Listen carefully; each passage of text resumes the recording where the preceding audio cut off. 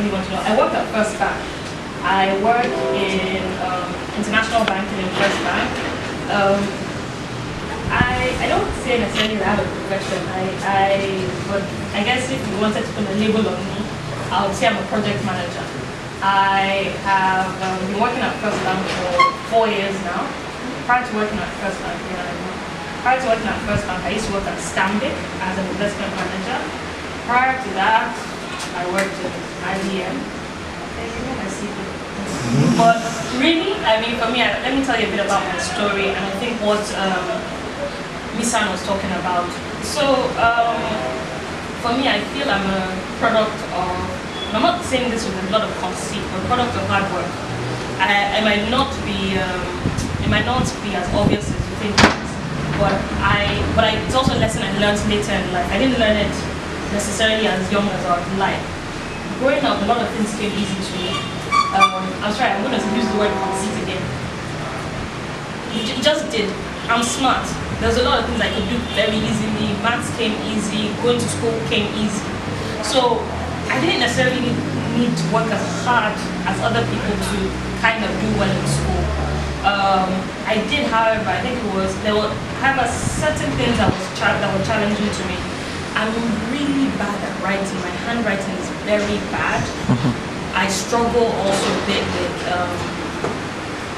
not reading per se, but when I read, sometimes the words kind of get mixed up. So instead of seeing like a B, I would see a D.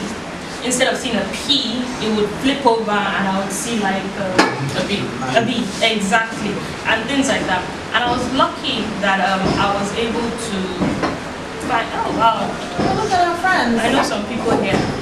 Hi. Hi. Good afternoon. Good afternoon. Hands are in the crew. Sorry, I'll explain that later. So I found out, I was lucky to find out early in life that I had something that is a learning disability called dyslexia.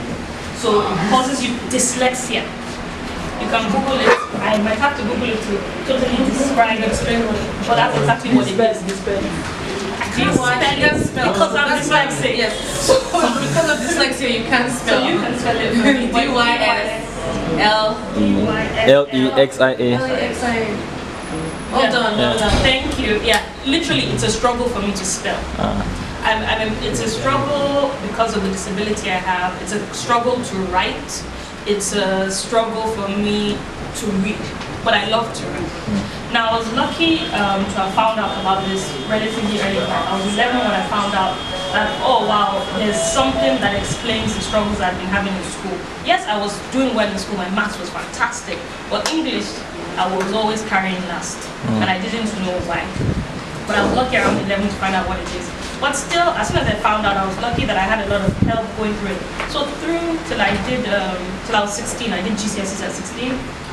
Well, I did A-levels, I got all A's, I was really feeling like a bad girl.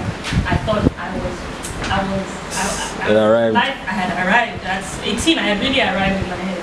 When I went to university and reality hit. We realized, and that's one of the things I've learned through my kind of journey, that actually the more and more we go through life, there's always somebody better than you. And it's really not as easy as that. And I think for me, I learned it when I was 18. I learned it when I went to university. I went through university and for the first time in my life I failed at something. I got a 2-2 in university, which for me is a failure. Because in my head I was going to get the first class without doing much, or so I thought. And that was, for me, was the first time that I realized the importance of, maybe because I had never really, I'd worked, but it became easy to me. But for the first time I actually had to kind of work in spite of things being easy for me. And after that, I said to myself that I would never let this happen again. I would never allow myself to be complacent to where I was. So after that, I felt that in my head, I thought my life had come to an end. I'd gotten a 2-2. But I mean, I had a brother-in-law who told me to, pull yourself together. Your life does not end at 21. That you need to kind of see what you can do to progress. And I went, and for the first time in my life, I begged for something when it comes to school. school. I never begged for something, I just got A's and everything. I had to go to the university, go to the admissions person to beg to get into my next degree, because I'd done my first degree in law, which I hadn't enjoyed, and I wanted to do economics. So I had to go, and I went to the admissions person, and I basically begged to enter into my postgraduate diploma program and then my master's program. And I guess they were really surprised because I took a 3-hour train journey. They were surprised to see anybody really begging to get into school. I did, I got in, and after that I was never complacent in my work again. My first year I got a prize I got a prize, I got a distinction. In my master's programs I got a merit, and then I started to work. And for me, work was also another humbling or like life experience. When somebody asked about when you go into a new job, I think it was you, that what do you do and how do you, especially because people are coming to think that you're coming to take their job. The first thing I think for me is around the fact that in your mind, you should not let them think that you're coming. You should not give them the impression that you're coming to take their job. You need to go into any environment you go into with a lot of humility. I think that's very, very important. You go in and you actually, your humility will disarm anybody that you meet in that situation. There'll be people that might have a number, but by the time you are basically going, you know what, Oga, I'm here to learn. I'm not here, somebody else said, I think it was you said there's room for overtake, and I also believe that there's room for everybody in any situation you're in, but you need to ensure that you need to be humble, you need to be open, you need to be open to learn, open to get other people's input. Humility. Thank you. Humility. When you come into any organization, humility. I worked at IBM. I was doing work that in your head you're like, really, I went to university for this, I did masters for this, or you do it, then you do it so well that they give you more and more and more. And that has been my testimony in every job I've been in. When I worked at IBM, when I worked at Stanbic, when I worked at First Bank. By the time I joined First Bank, people had a view that's another thing. People, when you go into certain situations, especially when they know you, or so for you are known as the wave guy, and wave people have a reputation. You guys have a reputation. Maybe somebody said maybe you guys are I too know. So everybody has a view of somebody. I had a reputation. People thought that I would be arrogant because of that. For myself, say 10 years I'll be there. It's good to have an idea, but it's also good to be flexible because you never know what you'll stumble on, and you never know where you will excel. Social media and digital marketing is something I did for fun. It was my fun. It was my getaway. Oh, this is what I did. I ate bread for breakfast. Look at my picture. I combed my hair. I cut my hair. Look at my video. And somehow every experience that I've had in life, the books that I never read, which I had to read to write an exam, have helped my writing. The journalism school that I went to have helped my editing. I understand anything about it. You can't play me when it comes to video. I know what is wrong and what is right. Helped me. The ability to speak, public speaking, this journalism school helped me. And then the marketing job that I was doing, that was like, okay, it's great, it's fantastic, that I hated and I cried about, led me to all these multiple little experiences. The ability to be patient when you're struggling, because all my mates had gone to school for 3 years and I still graduated before most of them. Do you understand? So all the patience, the struggle even at work, I've had difficulty at work, and there were times when I was not happy and I felt like, I'm just going to get on the plane and run away. I stayed. All those experiences that I've gone through have led me to where I am, and I'm still learning. The things I'm learning being in front of you right now, and I'm still learning. Whatever experience I'm experiencing right now is going to help me in the future. So yes, work hard, but also challenge yourself, because there was a time that I didn't work for a year, and I didn't have a job for a year, and books and scripts came out of me. And when I read these things back, I go, you wrote that?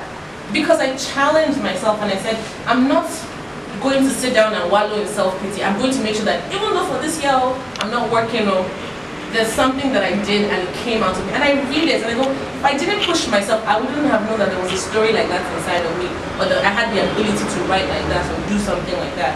So yes, it's all fantastic and you're learning and you all have goals and everything, but stay aware of your environment, stay prayerful. I believe in prayer.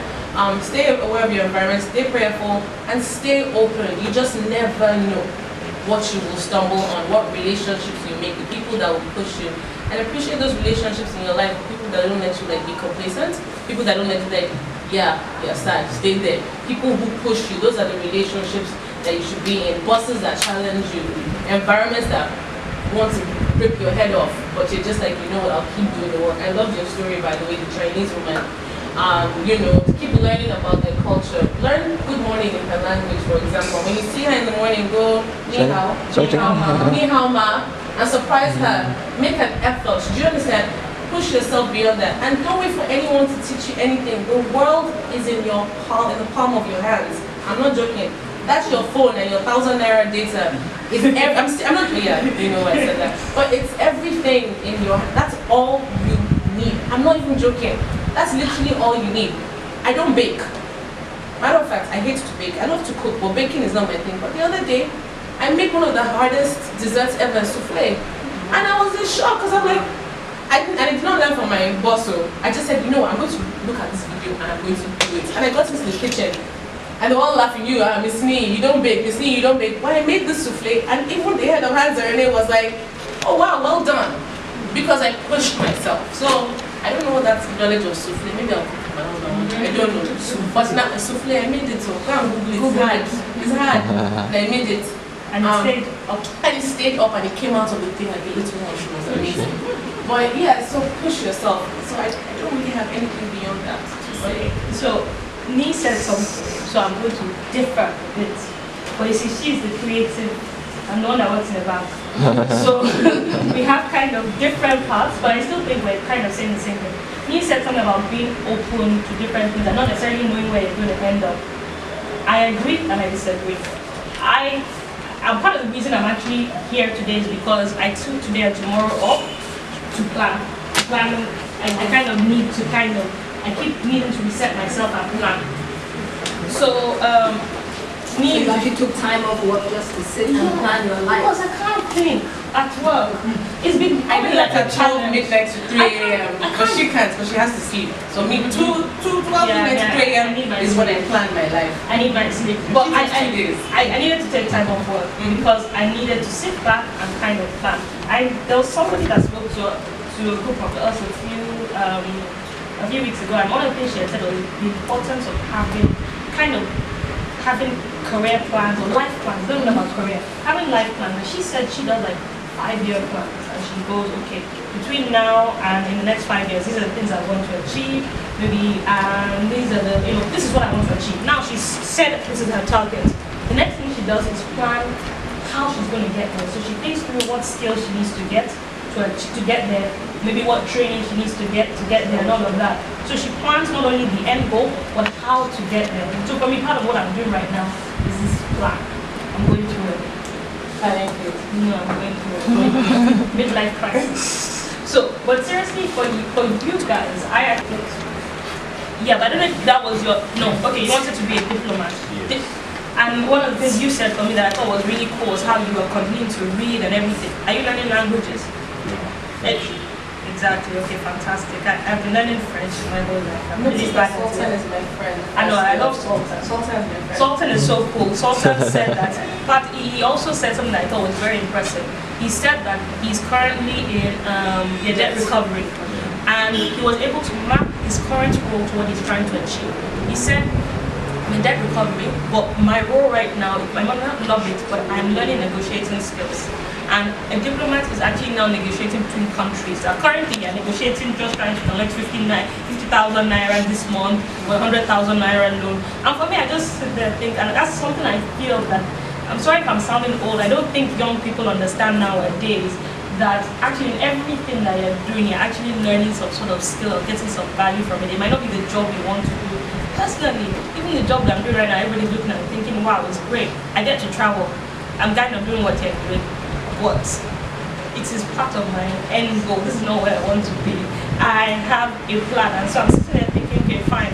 I'm learning because of this traveling. I'm able to understand different cultures. It's going to help me when I want to do X, Y, Z. I don't want to give you guys all my secrets, but there's a plan. And for me, I think that's very important. YouTube. She doesn't want to give you YouTube. Yeah, YouTube will give you those. Honestly, YouTube is the way. Although, yeah, those was like music videos. That's a different story. But really, for me, it is kind of being almost in wherever you are right now, sitting back and thinking. So, Sultan, you're doing debt recovery. A different person will just say, God, it's debt recovery. I'm just chasing people for money. Well, Sultan has sat back and said, yes, I am, but I'm looking at it. The skills I'm learning and negotiating skills is helping me get here. The other thing Sultan is doing that I find impressive is learning. He's doing other things to augment to get to that position. So he's doing his French. He's taking this current skill and doing something else. Something else you said that I thought was also very good was around the fact, and I don't know if it was something that added to it, was around the fact that when you're also even looking for jobs, some people think certain jobs are really brilliant. I do not agree with that. I've been lucky to have some very good jobs. At the same time, you remember I told you that I was a bit of a fake one. I thought I was the smartest thing ever when I was younger. When I was about 16, I was working in a law firm, and they used to be, it was just like a summer job, and all they made me do was photocopy. And honestly, it was beneath me. When I became the best photocopier ever, and photocopying, the things would come in the right order, and after a while they give you more. I know it sounds really, it sounds almost too, it sounds like a movie, but it really is. You do whatever menial job they give you, and then you do more. You are able to, you need to prove yourself in doing the little before people are willing to give you more. Because nobody owes you anything. That's the other thing I think people don't sometimes remember. They don't owe you anything. Even the fact that you have the wave background is nothing. You're after school and after whatever training you get, you actually earn your stripes by proving yourself day in, day out. So it's every time you prove yourself in whatever workplace you're in, that people will be willing to entrust you with more. So the wave or my education or her social media skills is just the what opens the door. What actually keeps you is your ability to prove yourself consistently day after day. So with regards to, I guess what I was trying to say about different from me, he's a free spirit, I'm a planner. So either can work for you. The other thing is that even though she's a free spirit, she and her God are tight. Even though I'm a planner, me and my God are tight. I'm not trying to put religion on you, but I think it's important. I'm not saying it's Christian, but I think you need to believe in some sort of higher power. It actually kind of keeps you centered. So it's also very important. I think it's also something that you might want to kind of, it helps center you. So that's all that. So Questions? I was just about to ask that. I'm not going to say I'm an easy boss. I'm sorry, right? You're at work. I'm not here to be your friend. We do play, I laugh with my people, but I think sometimes people need to understand that you're here to work. It's actually important to know you're here to work. I'm not here to be your friend. If I smile at you, that's good. But smiling at you is extra. They're here to do a job. So when you do your job, a boss is actually less likely to be difficult, or the word difficult. So, sorry, you probably, yeah. You like the word particular. A boss who is particular about getting things done. I'm very particular. So some people call it anal, I call it particular. I think it's important that when you come to work, like when someone writes me a memo, sometimes, especially if it's a part of my team that I've written memos a number of times, I just return the memo and say there's something wrong here. Let me know what's wrong. Because I have taught you once, twice, 3 times. After a while, there's an expectation that you know what my standards are. I also think, also about difficult bosses. I actually disagree that any boss is difficult. Once you realize what your boss's expectations are, the boss is no longer difficult. You actually just meet your boss's expectations. So what your job needs to be, whoever is going to any environment, is to understand what your boss's standards and expectations are. Because understanding the boss's standards and expectations, it cannot be difficult because most bosses are not mad. They're not actually here to do great. It's actually because you're not meeting their expectations that they are quote-unquote difficult. That's my view, but I mean, I wish my team was here. They might differ, but I actually think it's just... My body. Let me tell you what I like about Adeomi. If you ask Adeomi to do something... Adeomi, raise your hand so they know who you are. He's right there. Yeah. If you ask him to do something, right, he gets it done. If he doesn't understand, he asks. Yeah. and you only have to tell him one more time. You don't have to tell him again. He will get it done. That's one thing that I really like about Adeomi. Adeomi faces his job and minds his business, and he has had difficult times at work where things are really frustrating for him, where he has to handle different personalities. His personality is more reserved, and there are more outspoken, catty ones around him, and he's had to manage. He's had to manage them. And I've seen him manage with grace and with humility and with, for lack of a better word, class. Just do your job. It's work. Just do your job. There's no need for drama or semantics or playing around or did this person do this to me, that person did this to me. Just face your front and do your job, get your paycheck and go home. End of story. Now, from the perspective of difficult bosses, how you manage them, I think she's aptly said it. Find a way to meet their expectations. I'm also a very big proponent of emotional well-being. If this boss is just mad, you can't take it anymore, and you've done your best, and you know it's becoming very detrimental to you, in your heart of hearts, so not because you're being lazy or you're being petty. In your heart of hearts, you know that, how did this come back, or come in one day, or whatever. Yes, at this point in time, I'm a proponent for emotional well-being. Have a talk with someone, let the person understand the situation, and see if they can talk you out, and if they can't, you know what it's time to do. Your mental health and your emotional health is very important to me. So yes, I will tell you that as well. Like you said, I'm a free spirit, but the truth is, I can't come and die. Do you understand? Well, I had a difficult boss. Yeah, I saw him again today. But he's my friend now. Because I've left. But the point is, but I was there for 4 years. Yes. And for those 4 years, my boss told me that, and I quote, that my job is to allow him to come into the office to read newspapers and drink tea.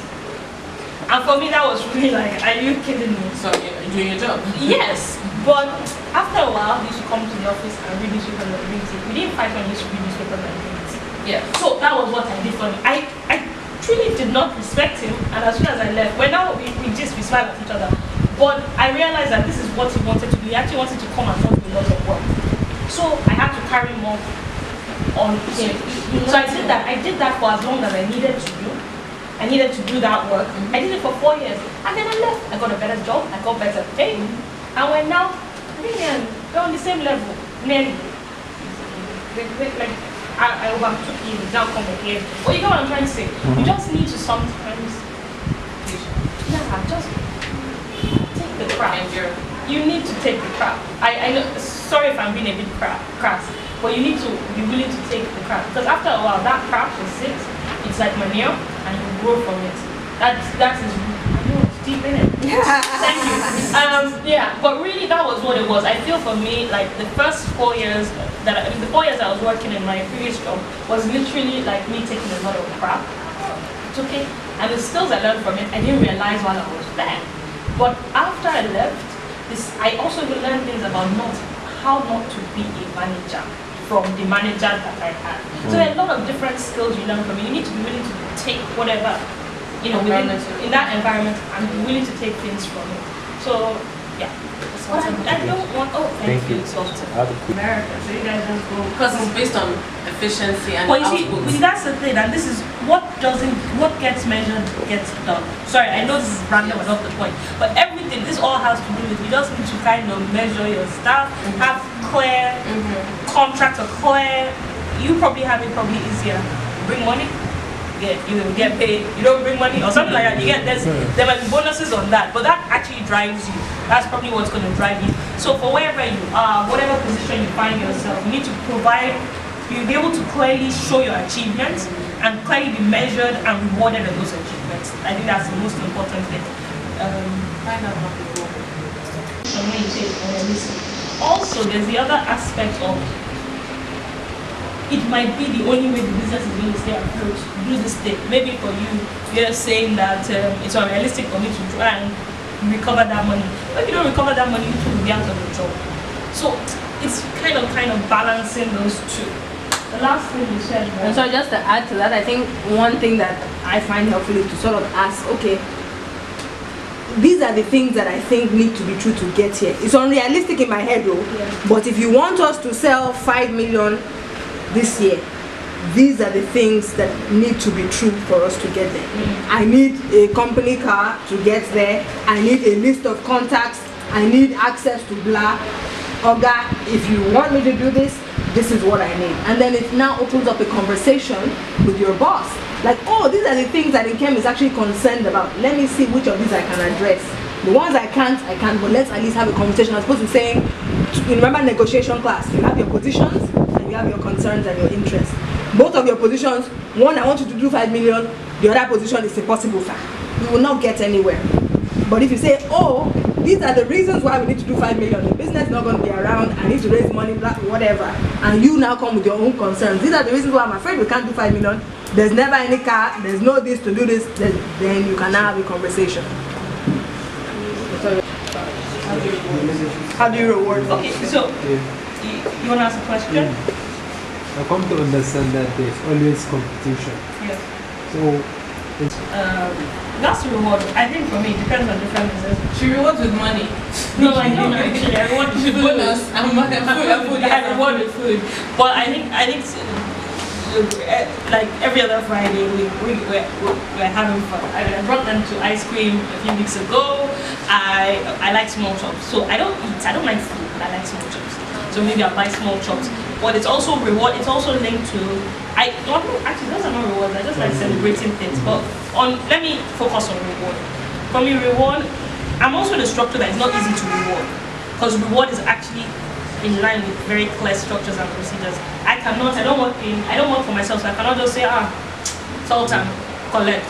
So reward for me is in a lot of different places. Reward comes things like opportunity that I give them. Reward comes in exposure that I give people. Reward comes in also, and in the full formal appraisal time, I will recognize their work. But you cannot wait once a year to do all of that. So if, for example, I know there was a time when, not this road before, I got invited to go to Dubai with NCR, people that supply ATMs. And I said to myself, it's not me that is doing this work. I obey me, you're going to Dubai. So I've recognized him, I've rewarded him for that, and that's how it works. Because through the formal system, I can really only promote him every 2 years, for example. I can only do, so I've given him that opportunity. Another reward is through training. I reward my staff by giving them training, trying to find training opportunities for them and things like that. So reward for me, because of the kind of organization I'm in, I do the formal stuff, but I look through other informal things. Now, the cake and ice cream and stuff, me, I just like eat junk. So we eat junk together. So it's not around. I'm sorry. I like to eat good, scrumptious, sweet life, sweet things. I like to eat sweet things. I love sweet things. I love cake. They're always pushing cake on me. I like cake, I like stuff, I like small chops, I like things like that. So as a team, that I think it's also something around just fostering a good team spirit. So as I'm fostering that team spirit, tomorrow I'll tell you, Sultan, what you did was crap. I'm sorry, I'm also very direct with my people. So I can tell them that, but because we have a good relationship, they know that what I'm saying, I'm talking about the job. That same day, I can fight with you. The next 30 minutes, we're eating whatever. We're having fun. But I will tell you, I'm not saying I'm a perfect boss. You have to ask my people to know.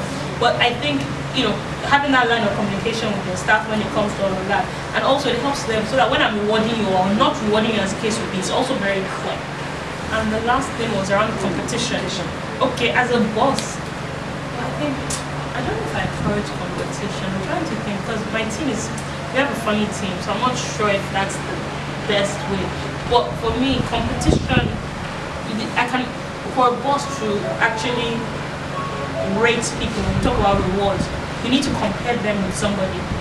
So if I have Sultan and I have Sultan and Oluwole, they both are in Wave, they both went to Wave, they both had the same course, and they both did and Wave 1 or whatever. You're both there. You both start in my organization at the same time. I'm going to have to compare you against something. You are actually competing. Let's in the real world. So you're actually competing against each other. And as a boss, I actually need to be able to compare with somebody. So what tends to happen is that when I'm doing my appraisal, I'm appraising on a number of things. I'm appraising on, are you functioning at a higher level than you are? Are you functioning at the level I want to promote you to? And if I put the two of you next to each other, are you at par or better than Mr. X? And if I only have one spot, I will promote the person that is above. It is what it is. It's real life. It's real. It's a dog-eat-dog world. That doesn't mean that you shouldn't be nice, and that doesn't mean you're competing against each other, but you're also colleagues. So it's a funny situation. You're colleagues, so you should always help. Also, part of what I rate my people and how helpful they are to their team members should help them. But it's a competition at the end of the day, because people will rate you to say, I have two people, same exposure, same everything. Who would I trust? Who will I entrust with more responsibility? So for me, competition is real life. You just need to be there. But sorry, there's something I watched today or last week. Yes, something I watched last week, and I think for me that's what I wanted to kind of leave with. And so someone shared like a video with me, and there was something they said that I thought was, and I think all of us just need to kind of imbibe or think about, is the fact that when you have two people that you're trying to employ, this is the person that said this, his name is Elon Musk. I don't know if you know him. Tesla. He did Tesla, and he's done a lot of different kinds of like he's a Tesla serial electric car company. Yeah, electric car. He's a serial entrepreneur. But one of the things he said, and I thought for me that was really good, is like, that you shouldn't put too much weight on someone's talent, but you should put more on their personality. It matters more if someone has a good heart. That it's not just about your intellect. And for me, that's what I kind of want to leave all of you with. That it actually matters if you guys are good people. So the basic thing I think that from Wave and generally is that you guys need to ensure that you're doing the right thing. There's basic intellect that everybody is going to expect, but it really does matter in anything you're doing. So when you talk about, that's why I keep going back to when you talk about competition, when we talk about everything, still do your work, but do it from a good place and with a good heart. It sounds very wishy-washy. I'm coming from somebody who has talked about the money, how I said that they're structured and whatever. I know it might be sounding one kind, but really, your heart is very important in all of this. And it is very key. Sorry, I just let somebody go today. At home, not at work. And for me, I fired two people today. It's a long story. You don't hear about it. But what actually was it for me, and was a comment the person passed when they were asked a question, it showed their heart. And people say, I don't know, maybe say Yoruba, maybe sometimes I think Yoruba, but I just can't speak very well, but I think Yoruba is a funny thing. But for me, it showed their heart, it showed their character. I think that's it. Character is important. Character is so important. So in everything you're doing, be conscious of your character and always test your conscience and test your character. So in you talking about this girl always being late, test your character, test your conscience and say, okay, maybe there's a way I could handle it better, maybe I can be what would I expect other people to do to me? I'm not saying don't do your job, I'm not saying don't do the right thing, but just always test your conscience, test your character, and just do good. But do you, please. That's my phrase for the last 3 months in all the books I read. Please do you. Just be you, do you. Sorry, I'm just talking. Me. Alright, awesome, great.